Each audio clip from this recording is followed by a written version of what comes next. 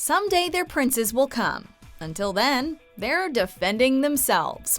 Welcome to MsMojo, and today we're counting down our picks for the top 10 kick-ass Disney princess moments. Before we begin, we publish new content every day, so be sure to subscribe to our channel and ring the bell to get notified about our latest videos.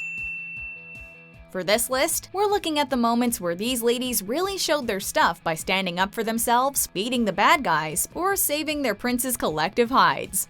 We'll only be looking at those who've been deemed official Disney princesses, so as awesome as they are, other leading ladies like Esmerelda are sadly ruled out. So there's 10 of you and 1 of me. What's a poor girl to do? Also, if you're not up to date with your Disney know-how, there will be spoilers. Number 10. Cinderella defends herself. Cinderella seems like a weak female protagonist on the surface, but let's not forget what her home life's been like. Reduced to being a servant by her wicked stepmother and bossy stepsisters for years on end. When a royal ball is held, and every maiden is invited, Cinderella's stepsisters just laugh off the idea of her attending the party. Why, that means I can go too!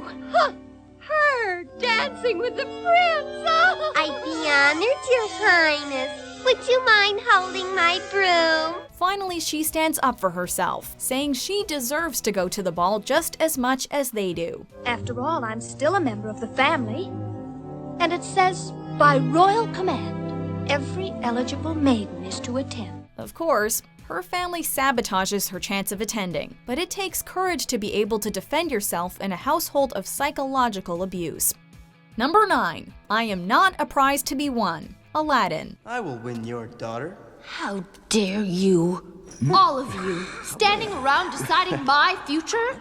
I am not a prize to be won. The law says that Princess Jasmine must marry a prince, but she stubbornly refuses to find a suitor, despite her father's insistence. I hate being forced into this.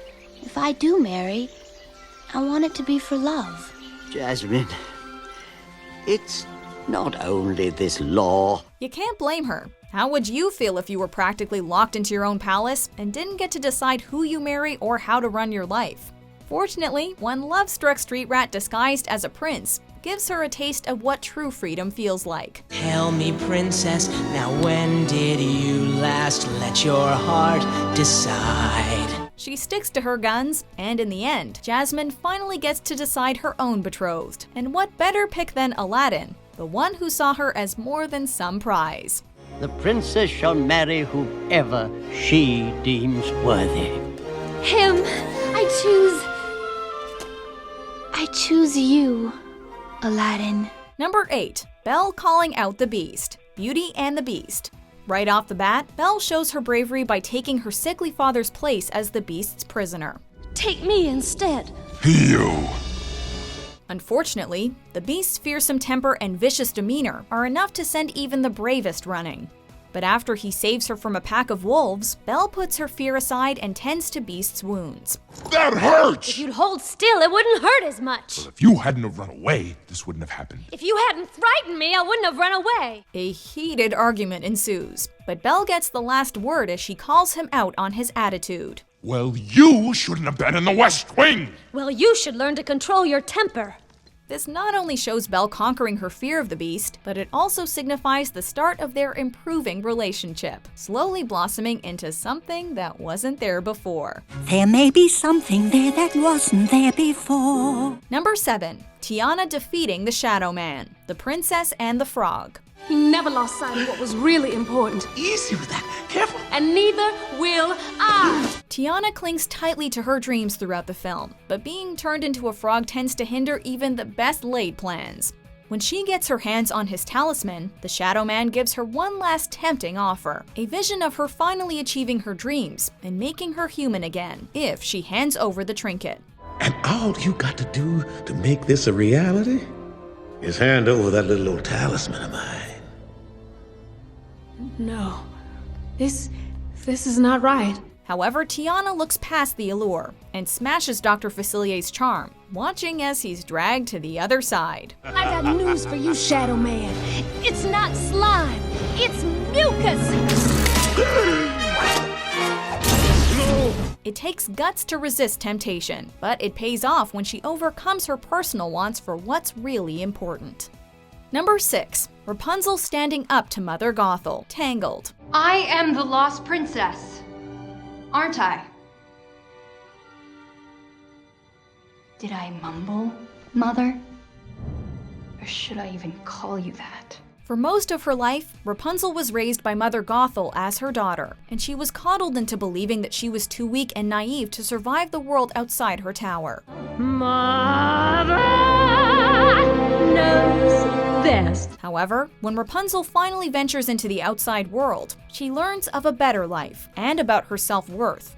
She also discovers that she is actually a missing princess, and her so-called mother abducted her. Rapunzel, I've spent my entire life hiding from people who would use me for my power. Rapunzel, when I should have been hiding from you. Her Stockholm Syndrome broken, she calls Gothel out on all her lies, refusing to be undermined and manipulated by her any further, or be told that she can't do anything, because Mother really doesn't know best. You were wrong about the world, and you were wrong about me, and I will never let you use my hair again! Number 5. Let It Go, Frozen. Conceal, don't feel, don't let them know. Well, now they know. Let it go, let it go. After a childhood incident, Elsa has been forced to keep her ice powers on the down low. During her coronation, however, she accidentally reveals her abilities and runs away, unknowingly bringing an everlasting winter to her kingdom. When she's alone in the mountains, it finally dawns on Elsa that she may have left everything behind, but she doesn't have to live in fear or hide her powers anymore, as she demonstrates by constructing a massive ice palace and a dazzling dress. Let it go, when I rise like the break of dawn. Whether empowering or villainous, this earworm of a scene leaves a powerful message about being free to fully express yourself. Let the storm rage on. The cold never bothered me anyway. Number 4. Pocahontas Prevents a War, Pocahontas.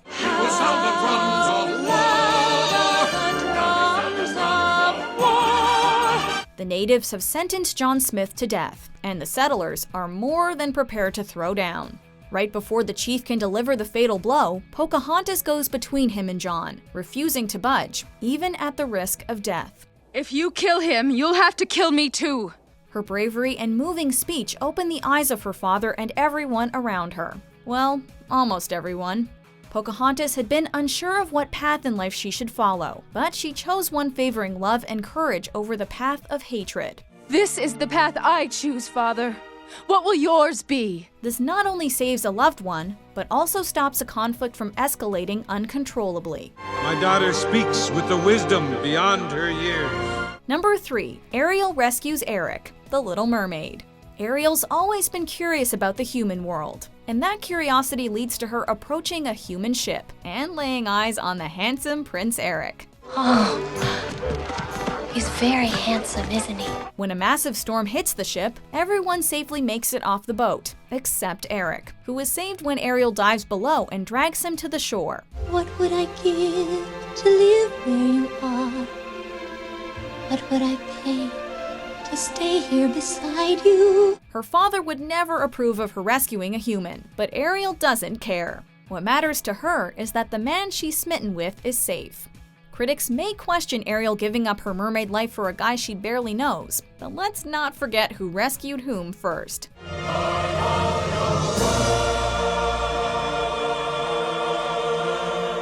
Number 2. Merida shoots for her own hand, Brave. Since she was little, Princess Merida has had a tomboy attitude and a knack for archery. Now a teenager, she's to choose a suitor from one of the allied clan's leader's firstborn sons, and they compete for her hand in an archery contest. Merida, herself a firstborn child, takes advantage of a loophole and shoots for her own hand. I am Merida, firstborn descendant of Clan Dunbrog, and I'll be shooting for my own hand. She lands not one, but 3 bullseyes and hits all 3 clans where it hurts. Right in the pride. While harsh, she ultimately proves her skills as an archer and defies her time period's female royalty standards, even if her mother disapproves. This whole marriage is what you want. Do you ever bother to ask what I want? Before we unveil our #1 butt-kicking moment, here are a few royal honorable mentions. I'm very sorry, Gaston, but I just don't deserve you. Whoa! But she froze your heart. The only frozen heart around here is yours. Let's just assume for the moment that everyone in here doesn't like me. Here.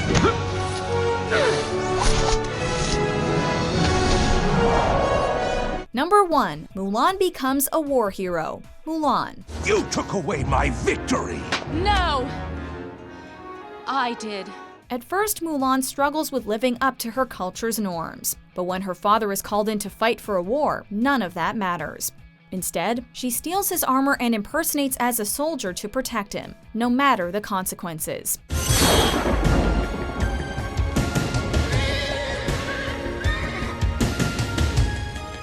After a rocky start, Mulan earns the respect of her peers, and even saves her commanding officer from peril. I knew we could do it! You the man!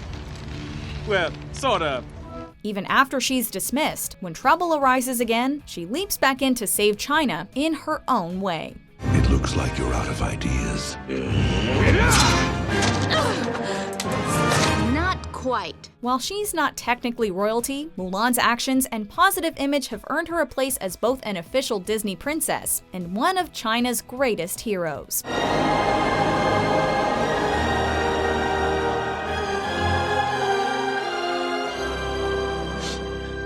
That little baby is all grown up and saving China.